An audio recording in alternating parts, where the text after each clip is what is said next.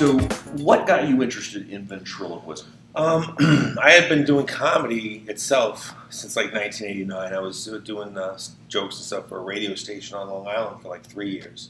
And I was always, oh, you're so funny, you should try this and try that. And I was just telling jokes and making people laugh wherever I could. And then, as a lot of people know, I'm a police officer in New York City. And I do some career days for like the little kids to let them, ask questions and stuff. And you let them see the vest and the helmets and all the toys and stuff that they never get to see. This is a gun, children. No, yeah, not that. Yes, if you spin it. They're not revolvers anymore. Just don't aim at your teachers. Yeah, that's right. They're irreplaceable. Yeah. You can be made. Don't pull the hook thing. Mom and dad can make another one of you. Teachers, no. But and then I started, taking questions, and that's what they asked. They go, "Did you ever shoot anybody?" And I said, "No." And they said, "Can we see your gun?" I said, "No."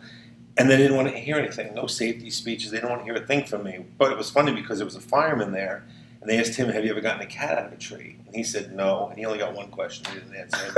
After that, they blew him off. But I said, "You know what? I bought him a gruff puppet, the crime dog." Mm-hmm. And I started just doing take a bite out of crime stuff. And they were like staring.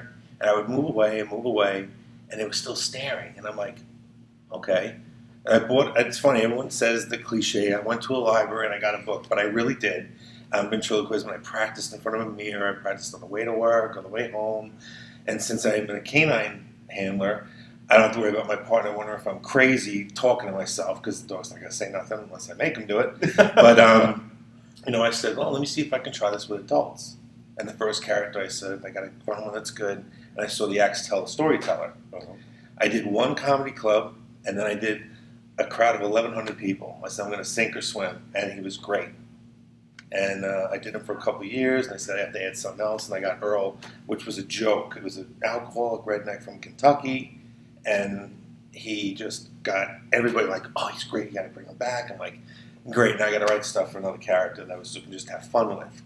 And now, here every year I bring him out more than the first character I ever had.